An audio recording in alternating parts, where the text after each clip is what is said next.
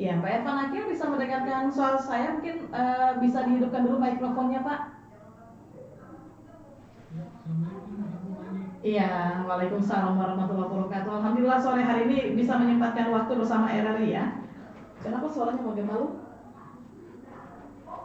Iya, baik Pak Irfan, sekaitan dengan topik yang kita bahas, transformasi ekonomi di era digital. Ini seperti apa sebenarnya? Atau seberapa penting sehingga UMKM di Indonesia itu harus bisa mendapatkan produk ataupun juga sertifikasi halal? Ya, kaitannya dengan digitalisasi, artinya menjadi tuntutan kan, Ya. karena yang pertama pendaftaran sertifikasi halal itu sudah melalui Suaranya di situ. digitalisasi. Suaranya. Audionya menggema wis, menggema. Pelaku UMKM juga Mhm. tidak boleh ketinggalan dalam Mhm. kaitan dengan apa namanya persaingan. Iya. Jadi dikatakan kita Aman-aman, kok tidak menggema? dengan Tahan saya bang. Oke. itu pentingnya karena kaitannya dengan UMKM halal ya, karena pendaftarannya itu harus memiliki akun, Oh iya. Oke. harus Baik. membuat akun si halal namanya, Akun si halal. pendaftarannya juga secara online. Oke. Baik, sekaitan dengan teknologi digital yang tentunya juga semakin lebih berkembang begitu Pak Evan. Nah ini apakah Besar volumenya Ibu? iya? Oke, baik. Suara saya bisa didengarkan Pak Evan?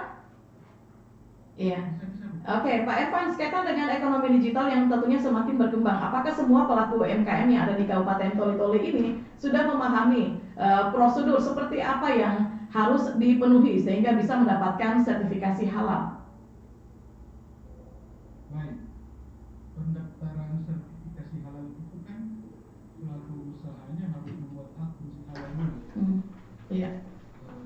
Proses yang sudah kita dampingi atau kita jalani selama 2 tahun ini itu walaupun saya tidak bisa katakan 100%, hampir semua pelaku usaha kita itu kita bantu membuat akun si halalnya. Seperti itu. Iya.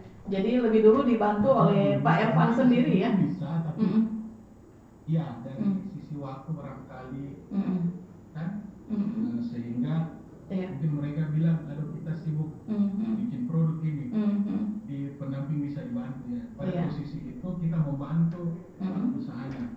Oke. Seperti itu. Iya, sebenarnya prosedur untuk bisa mendapatkan akun itu seperti apa Pak? Apakah juga mungkin harus ada izin dari dinas terkait atau seperti apa gambarannya?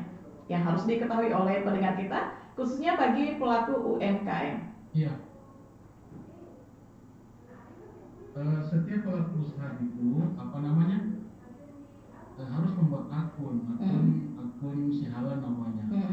Akun si halal itu dibuat dengan persyaratan. Nah, persyaratan yang pertama itu terlebih dahulu pelaku usaha harus memiliki nomor induk berusaha dulu. Terkait dengan perizinan kan, perizinan berbasis risiko. Nah, itu dulu setelah memiliki nomor induk berusaha, pelaku usahanya loginnya di ptsp.halal.com. Itu seperti biasa Bu, kita bagaimana membuat akun kan? Oke, baik, iya, baik. Pak Evan, selama ini ketika mungkin turun langsung di lapangan, apakah ada kendala-kendala juga yang dihadapi selaku pendamping proses produk halal di Sulawesi Tengah, khususnya bagi pelaku UMKM yang mungkin tidak semua pelaku UMKM itu memiliki label halal? Ya, kalau kendalanya sih apa ya? Iya. Ini kaitannya dengan literasi halal. Saya tidak katakan kesadaran, artinya belum terlalu penting mungkin ya dari pelaku usaha kita. Lebih fokusnya ibu-ibu ini di produksinya dulu. Kan bagaimana meraih omset anunya kan? Produksi mungkin lokal. Karena yang jalani apa namanya, karena kan fasilitasi ini utamanya sertifikasi halal ini kan gratis. Iya. Bu Adi ya? Iya. Seperti itu. Jadi kendalanya sih apa ya, dari mungkin ini yang pentingnya koordinasi pendampingan juga kitanya, pelaku usahanya sama stakeholder.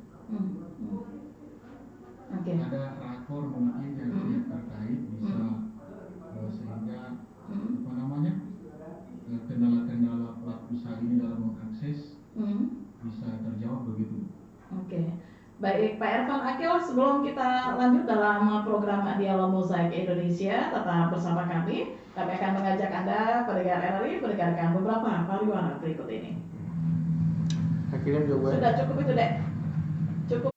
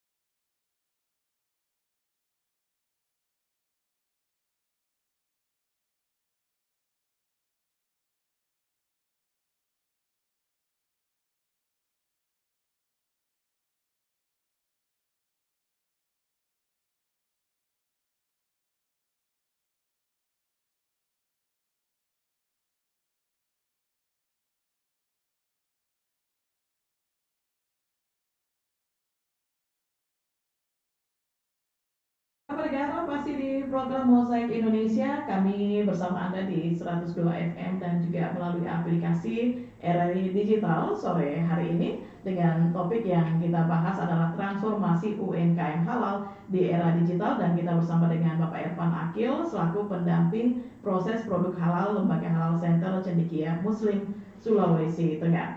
Baik, jika Pak Ervan melihat bagaimana perkembangan UMKM halal ini di Indonesia, khususnya di Kabupaten Toli-Toli, apakah ada perkembangan yang signifikan atau mungkin semakin maju atau seperti apa gambarannya Pak Evan melihat? Ya, tes Bu. Iya, iya bisa, jelas kami terima. Baik. Kaitannya dengan perkembangan, kalau kita ini kan sudah 2 tahun ya, Iya. Pelaku usaha di Toli-Toli Bu ya. Iya. Mungkin kita domisili Toli-Toli. Artinya produknya itu apa namanya, yang kita dampingi ya, sudah ada sekitar 200-an Bu, 200-an sertifikat halal pelaku usaha yang terbit. Nah itu kita perkembangannya juga kan di situ Bu ada kegunaan setelah memiliki sertifikasi halal kan. Salah satunya itu adanya label halal. Label halal itu digunakan misalnya di kemasan. Dan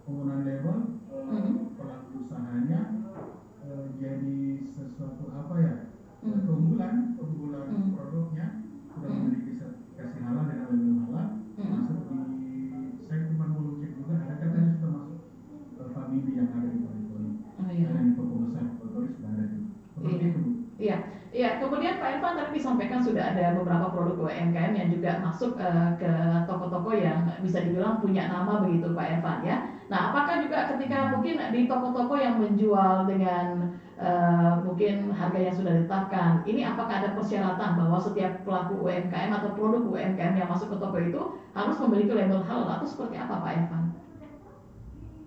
Ya, kalau bicara standar kan ada namanya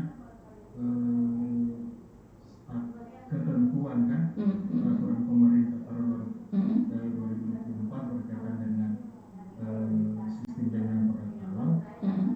Itu Bu, kedepannya outlet atau barang jualan UMKM itu harus terpisah. Mana yang produk yang sudah halal, mana yang belum. Iya. Jadi dipisah ya Bu. Kenapa harus dipisahkan Pak Irfan? Dipisah, ya dipisah ya Bu. Ini jadi menjadi keterangan kan pada konsumen. Kalau Alfamidi itu jelas salah satunya itu. Produk kemasan toli-toli, produk kemasan UMKM itu harus memeriksa. Makanya mereka masuk di situ. Pun juga begitu, kayak macam kios, toko-toko kecil, belum diberlakukan hasil. Oke. Baik, Pak Irfan, sebenarnya apa keuntungan kita selaku konsumen ketika kita bisa mengkonsumsi makanan yang punya label halal? Karena mungkin kita juga melihat bahwa tidak semua ternyata pelaku UMKM itu memiliki label halal. Tadi disampaikan oleh Pak Irfan ada kurang lebih 200-an pelaku UMKM yang saat ini sudah mendapatkan label halal ini Pak. Terus yang belum, apakah juga mungkin Pak Irfan selaku pendamping ini bisa terjun langsung ke lapangan begitu untuk melakukan sosialisasi ataupun juga mengajak para pelaku UMKM untuk bisa mendapatkan sertifikat halal itu Pak? Iya, kalau yang sudah ya alhamdulillah Bu, tentunya nilai jual produk yang satu. Yang kedua tentunya jangkauan produk kan, kaitan yang tadi belum bisa masuk besar sudah bisa. Juga kepercayaan konsumen halal juga ini kan apa namanya brand Bu ya. Iya, sebuah brand. Kita kan sebenarnya ini kan lagi ya berkaitan dengan ajaran agama kan, sesuatu kewajiban. Jadi di situ ya ada kepastian hukumnya dengan label halal. Jadi itu jadi keunggulan dari yang sudah memiliki label halal. Kalau yang belum memang ketentuan peraturan pemerintah, peraturan pemerintah bahwa barusan bekerja dengan adanya lembaga pemerintah setingkat kementerian badan penyelenggara. Ketentuan ini ditambah sehingga semacam ada ditambah sampai tahun 2006 bagi pelaku UMKM untuk bersertifikat sehingga tidak juga dikatakan longgar untuk mempercepat proses ini agar bisa dikatakan masih panjang waktunya bagi UMKM itu. Yang kedua kesadaran UMKM itu sendiri Bu ya. Kalau yang ketiga dari sisi kita pendamping ini kita terus melakukan sosialisasi baik darat, laut dan udara. Luar biasa semuanya ditempuh demi para pelaku UMKM kita bisa sukses begitu Pak Irfan ya. Oke. Pak Irfan, apakah saat ini juga sudah ada platform digital atau juga mungkin aplikasi yang bisa membantu para pelaku UMKM kita untuk mendapatkan sertifikasi halal? Jadi ibaratnya kita tidak lagi ke sana kemari, apalagi mungkin di pedesaan yang jauh dari kota harus mengurus ini dan juga itu. Apakah ada yang bisa memudahkan begitu Pak Irfan? Iya, kalau platform digital ini kan tergantung juga infrastruktur digitalnya kan ya. Betul ya. Kan begitu. Iya, kalau seluruh daerah digitalnya sudah masif kan, untuk platformnya juga dengan sendirinya pasti. Iya. Dengan sendirinya. Kalau kayak dari sisi platform ini kan, memang kita media sosial satu, kan? Terus juga untuk pendaftaran langsung kita kampanyekan itu PTSP halal. PTSP halal .id. Seperti itu. Iya. Jadi sudah. Oke, baik. Kalau melihat animo masyarakat ini khususnya di pedesaan kan tidak semua yang memahami terkait dengan digitalisasi. Nah, mungkin juga masih ada yang bingung, apalagi mungkin yang bisa dibilang bukan generasi Gen Z begitu ya. Jadi orang-orang yang sudah berumur 40-an yang mungkin tangannya agak sedikit kurang gercep ataupun juga kurang memahami terkait dengan sistem digital. Nah, ini bagaimana Pak Evan untuk membantu mereka? Iya, memang ya terus kita kampanyekan Bu, kaitannya dengan literasi kan, juga digitalisasinya, karena pada kenyataannya juga, walaupun kita ini kan ini sudah apa ya, buka, kalau kita mau lihat jualannya ibu-ibu, kita buka media sosial saja kan, itu yang pengguna media sosial itu kan ibu pelaku usaha kan? Iya, betul. Kan begitu. Kita buka Facebook saja kan, pengguna marketplace itu kan lebih konsentrasinya tinggi kan? Betul. Artinya apa? Sebenarnya kita pelaku UMKM kita itu tidak ini, kan begitu.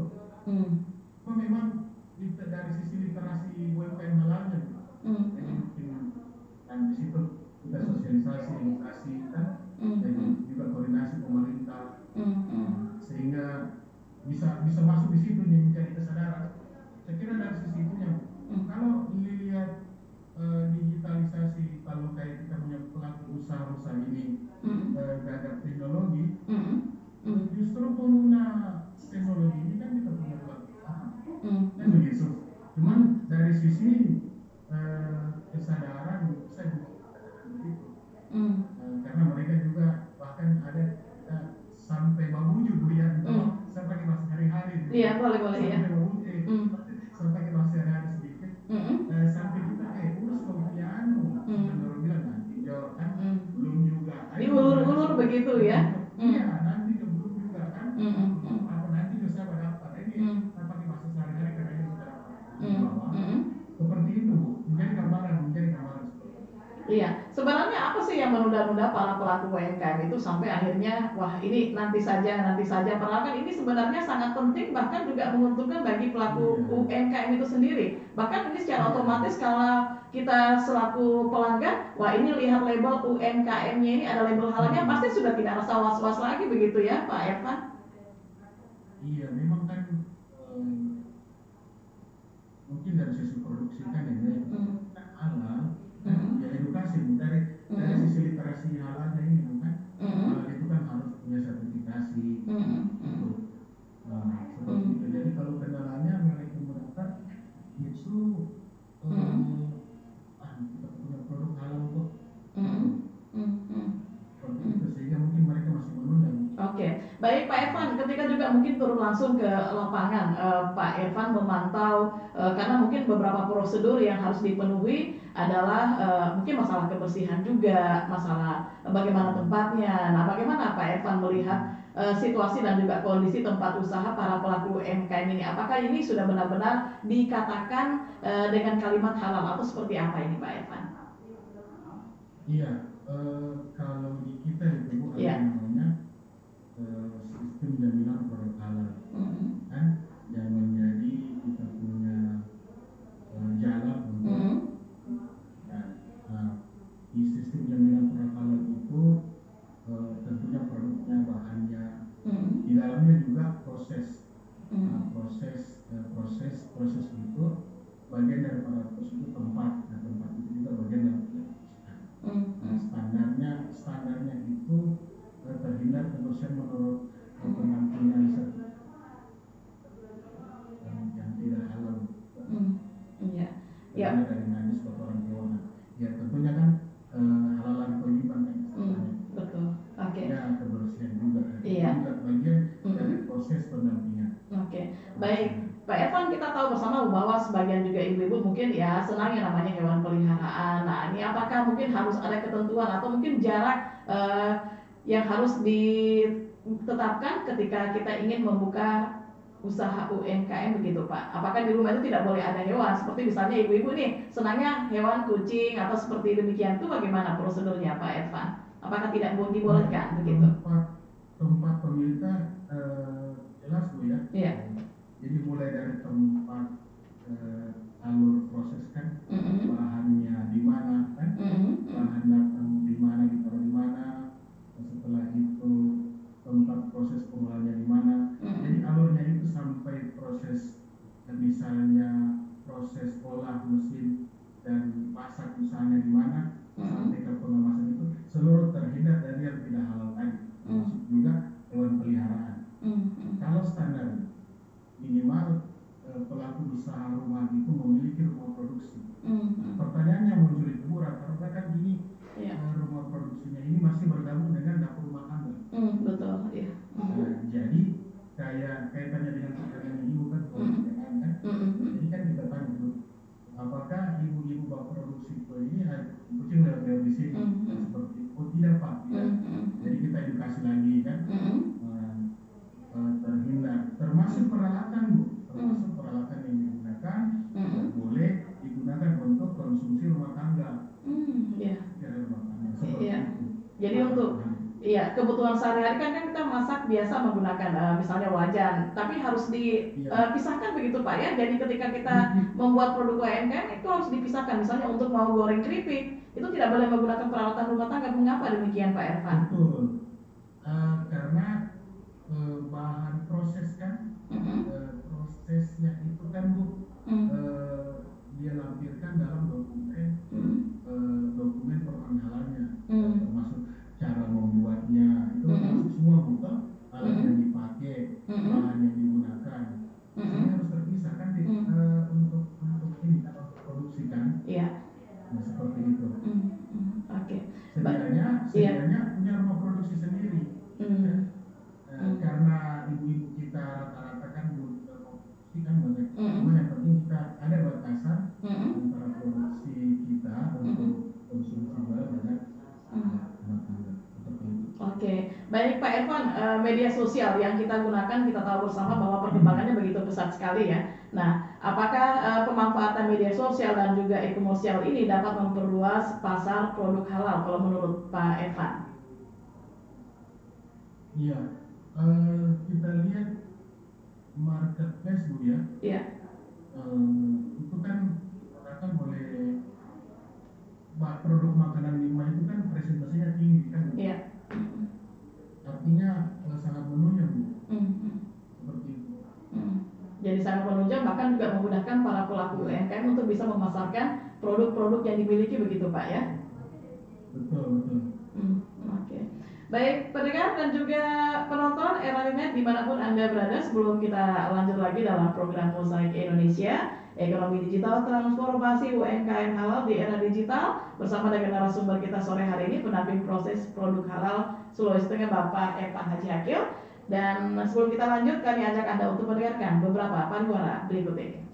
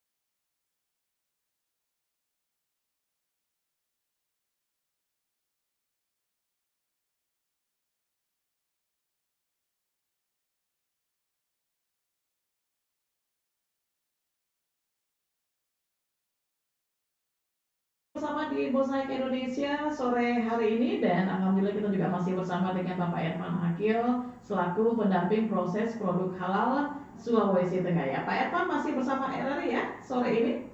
Ya, masih Pak. Iya, baik. Tentunya tadi berdasarkan penjelasan yang sudah disampaikan oleh Pak Irfan bahwa memang di lapangan seringkali juga ada kendala-kendala yang ditemukan. Bahkan juga ada pelaku UMKM kita yang ibaratnya mengulur-ngulur, wah nanti saja, besok saja saya mau mengurus sertifikat halalnya. Nah, menanggapi hal demikian ataupun juga mungkin hal-hal lainnya, apa yang dilakukan oleh Pak Irfan untuk meyakinkan para pelaku UMKM, ayo untuk mendapatkan label halal begitu Pak? Iya, jadi kembali lagi kita sampaikan bahwa kewajiban kan ya, kewajiban bagi pelaku usaha. Kalau kita mau tarik aturan ini kan Undang-Undang Nomor 33 Tahun 2014 bahwa semua produk yang beredar di Indonesia, makanan dan bahan gunaan itu harus bersertifikat halal. Harus halal. Nah, ini itu. Jadi kembali kita melakukan edukasi. Jadi berkaitannya dengan literasi halal juga kan Bu. Nah, di situ ada juga media kan. Jadi media yang kita gunakan di samping juga itu perlu langsung berkoordinasi bahwa juga melalui media yang sosial misalnya. Seperti itu. Yang kedua tentunya dari sisi keunggulan, dari sisi UMKM itu kan tadi mereka kelihatan menunda-nunda karena mungkin juga fokus di omsetnya dia dibilang mungkin usahanya masih kecil. Ada posisi juga sebenarnya kita masuk justru dengan label halal ini omsetnya kita itu akan meningkat kan? Seperti itu menjadi keunggulan produk. Saya kira begitu Bu. Oke. Baik, pendengar sudah pukul 16:41 waktu Indonesia Tengah. Anda pendengar RRI yang juga ingin bergabung bisa bertanya langsung di interaktif kami sore ini 0821 9483 0965 atau juga di 085343831230. Anda boleh bergabung bersama kami sekaitan dengan topik yang kita bahas adalah transformasi UMKM halal di era digital. Kita bersama dengan Bapak Irfan Akil. Ya, Pak Irfan, ini mungkin sambil menunggu pesan WA yang bergabung bersama kita ini ya, atau juga mungkin telepon yang bergabung, ini bisa diceritakan sedikit mungkin pengalaman-pengalaman para pelaku UMKM yang berhasil mengembangkan bisnis mereka lewat platform digital. Ini mungkin ada beberapa pelaku UMKM yang ada di Kabupaten Toli-Toli khususnya yang sudah ibaratnya berhasil atau lebih maju lah ya dengan menggunakan platform digital ini. Ya, kalau yang pelaku usaha yang lama itu kan ada yang terakhir ini Bu ya, ada dari Tinadin. Dari Tinadin ya. Aktif kritik. Tadinya dia produksinya sampai di luar daerah juga, misalnya kebun kan. Dia masih memakai label yang lama. Awalnya juga kami dapat produknya di Bul, di daerah Kulitung Utara itu. Dia masih pakai label yang logo, kan label logo halal. Setelah kita komunikasi, kita edukasi, mereka mau daftar. Dan setelah kita berikan informasi kan literasi halal berkaitan dengan halal, mereka antusias. Dalam jangka waktu 1 bulan di awal tahun terbit sertifikat halalnya, produknya sudah tidak cuma di Toli-Toli dan Bul, sudah keluar daerah dengan setelah memiliki sertifikat. Artinya semangat pelaku usahanya setelah mendapatkan label halal, terus produksinya juga bertambah, otomatis Bu, omsetnya juga menjadi ini kan, seperti itu Bu. Oke. Jadi secara otomatis para pelaku UMKM juga omsetnya bisa semakin lebih baik dan juga ini akan menambah pertumbuhan ekonomi para pelaku UMKM itu sendiri begitu Pak Irfan ya? ada juga satu Bu, Mm-mm. saya sampaikan Iya. dari daerah juga, dari Mm-mm. Kalimantan, Sidoarjo, dari Labono. Mm-mm. Kopi Labono, kopi Labono. Mm-mm. Kopi Labono itu daftarnya tahun lalu. Mm-mm. Dalam jangka waktu 2 bulan juga Mm-mm. sudah keluar label halalnya, dia sudah Mm-mm. gunakan. Iya. Produksinya sampai di Gorontalo. Sampai di luar kota begitu Pak ya? Iya, sampai bahkan Mm-mm. sudah masuk di toko di Indomaret di Gorontalo. Seperti itu. Kopi Labono. Oke, baik. Iya, Pak Evan, ini apa strategi efektif bagi pelaku UMKM agar produk halal mereka itu bisa lebih menonjol dan juga tentunya bisa dipercaya di marketplace digital? Karena memang sekarang ini siapa sih yang tidak punya medsos, pasti mau belanja, wah kita buka medsos, buka FB, buka IG, pasti banyak yang jualan. Nah, ini bagaimana agar mereka bisa lebih menonjol dan juga dipercaya di marketplace sehingga bahwa produk-produk yang ditawarkan ini adalah sesuatu yang halal dan juga layak untuk dikonsumsi, Pak Evan. Iya, keunggulan tentunya keunggulan produk ya. Keunggulan produk kan belajar dari pengalaman pelanggan kan. Juga dari daya saingnya. Kan juga ini hubungannya dengan kita mau produk apa kan. Nah, hubungannya juga dengan bahan baku dan ketahanan pelaku usaha kan di situ. Nah, banyak juga sih, tidak sedikit juga pelaku usaha kita Bu. Ada juga misalkan kopi kan, pasarnya ternyata sudah belum tikar. Nah, itu. Nah, dari sisi bahan baku kopinya, saya ambil contoh kopi Bu ya. Kopi kan sekarang ini mahal kan. Nah, seperti itu. Dari sisi ekosistemnya juga berpengaruh bagi pelaku usaha untuk survive. Nah, sebelum kita masuk di daya saingnya kan, karena ada juga yang sudah tidak produksi lagi padahal sudah tersertifikasi. Ada kopi nenek Haji namanya, dari daerah alam itu saya tanya kembali tadi lagi produksi kopi mahal. Itu awalnya bagus bukan? Karena setelah dia sertifikasi level halalnya sampai di luar daerah juga. Cuma alasannya itu karena bahan bakunya mahal. Nah, di sini itu satu, yang kedua daya saing juga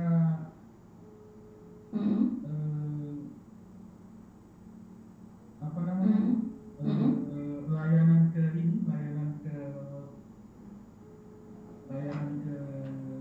media untuk digital kan Bu, harus ada tim kan di situ, kan begitu.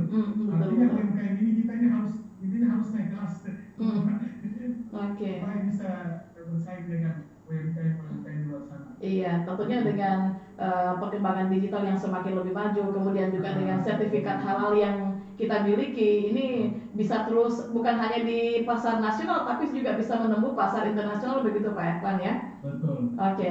Baik, Pak Evan, apa harapan Anda untuk ekosistem UMKM halal digital ini di masa yang akan datang? Ini sekaligus juga mengajak kepada pendengar kita bahwa ayo daftarkan produk UMKM-nya agar bisa mendapatkan sertifikasi halal. Di closing statement, silakan Pak Evan. Iya, tentunya kalau kaitannya dengan harapan Bu, kan kalau di pusat itu kan gencar-gencarnya sosialisasi, koordinasi, edukasi. Ini harus disambut dengan pemerintah di daerah juga. Nah, kan yang pertama itu, dan kedua tidak berhenti juga kita melakukan edukasi bagi pelaku usaha kita. Yang selanjutnya bagi teman-teman pelaku usaha memang karena seperti yang dikatakan tadi kaitannya dengan daya saing kan, pelaku usaha kita itu seperti kita buat pisang goreng kan ya, kita sendiri yang goreng toh sambil jual itu kan, begitulah yang terjadi bagi pelaku usaha kita. Ada juga yang masih sendiri misalnya, semua dilakukan sendiri sampai